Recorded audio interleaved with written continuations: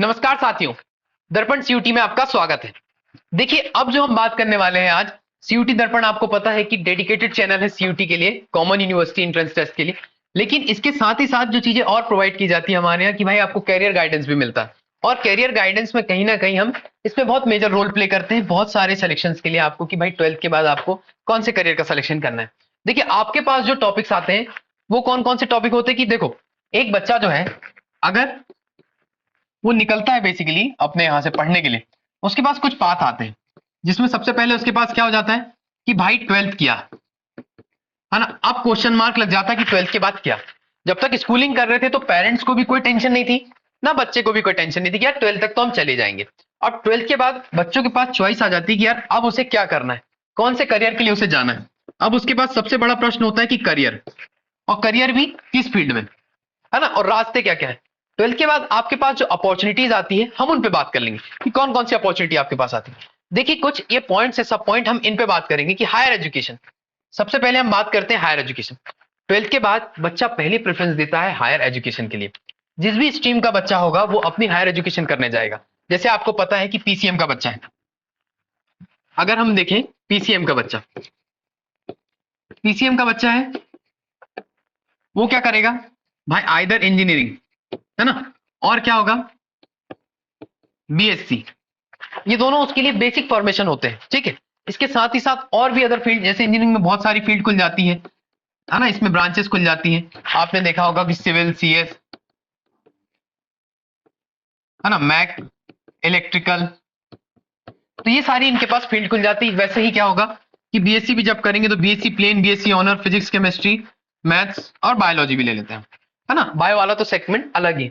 इतनी सारी चीजें यहाँ पे हायर एजुकेशन में खुलती है मैथ्स वालों के लिए।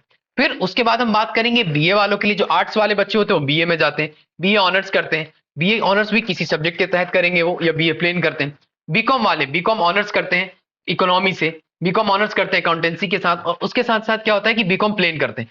ये सारे के सारे वर्क क्या होंगे, और वो कौन से पाथ से जाएगा आपका, आपका हायर एजुकेशन वाले पाथ से। कि भाई आप क्या कर रहे हो, 12th के बाद हायर एजुकेशन के लिए जा रहे हो। किसी भी फील्ड में आप जा सकते हो, मेडिकल में, या फिर नॉर्मल ग्रेजुएशन कर रहे हो, इंजीनियरिंग कर रहे हो, या फिर किसी अन्य फील्ड में। उसके बाद बात करते हैं वोकेशनल ट्रेनिंग। अब वोकेशनल ट्रेनिंग जो सेकंड टॉपिक होता है कि यार आपको पता है कि 12th के बाद अगर हमें वोकेशनल ट्रेनिंग में जाना, सीधा हमें एंट्री लेना किसमें, इंडस्ट्री में, तो आप वोकेशनल ट्रेनिंग में जाते हो। वोकेशनल ट्रेनिंग में आप कोर्स करते हो V vocational, bachelor in vocational, और उसके साथ ही साथ क्या कर लेते हो और चीजें, आईटीआई, है ना, वी वोकेशनल और आईटीआई।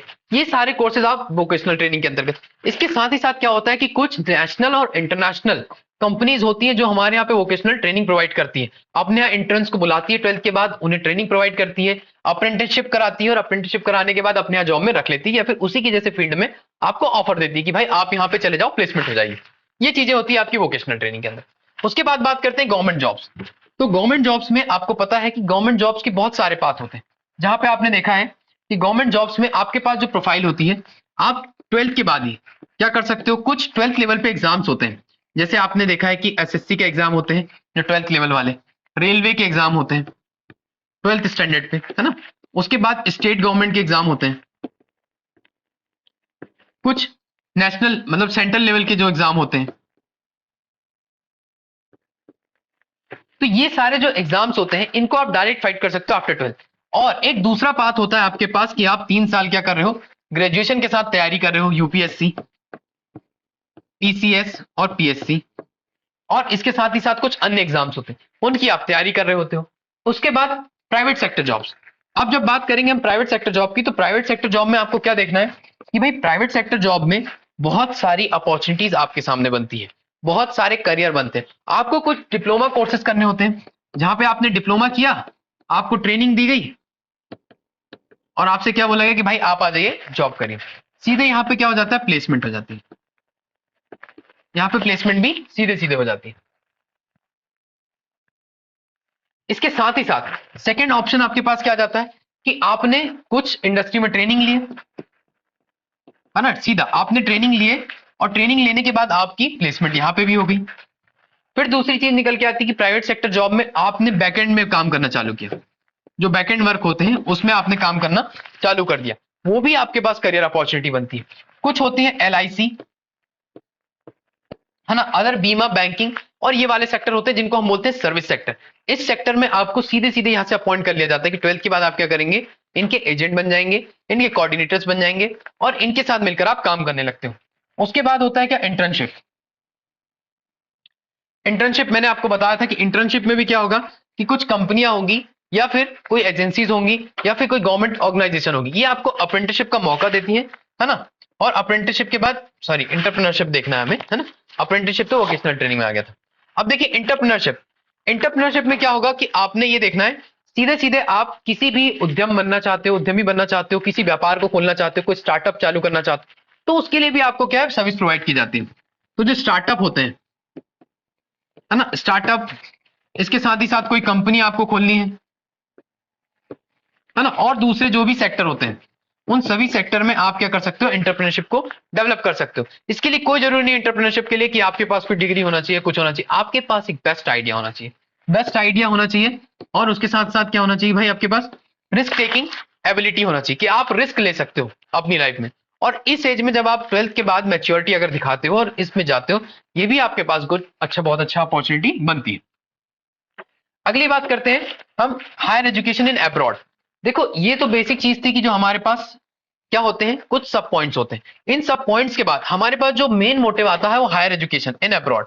देखिए हायर एजुकेशन इन अब्रॉड के लिए आपको पता है कि गवर्नमेंट ग्रांट देती है, आपको बहुत सारी स्कॉलरशिप मिलती है। इन स्कॉलरशिप को आप करके और एग्जाम देके सीधे सीधे क्या कर सकते हैं, अब्रॉड में भी एजुकेशन कर सकते हैं। अब्रॉड में आप पढ़ सकते हैं। आप जब वहां से कोर्स करके आएंगे तो उसके बाद आपकी वैल्यू और बढ़ जाती है कई चीजों में, जैसे आपने हार्वर्ड में लिया, किंग्स कॉलेज में लिया है ना।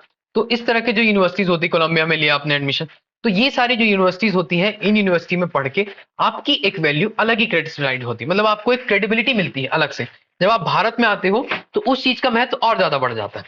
तो ये सारे के सारे सेक्टर होते हैं आपके पास 12th के बाद। आप करियर बना सकते हो इन्हीं चीजों में।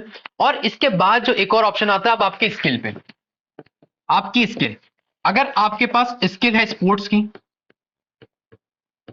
है ना, म्यूजिक में, आपने देखा कि भाई कोई अदर एक्टिविटी में, कोई अदर एक्टिविटी में आप हो, म्यूजिक में हो, स्पोर्ट्समैन हो आप, है ना, या फिर आपको कुछ और आता हो, कुछ क्रिएटिव आप है, तो उन सब में भी आप क्या कर सकते हैं, अपना करियर चूज कर सकते हैं।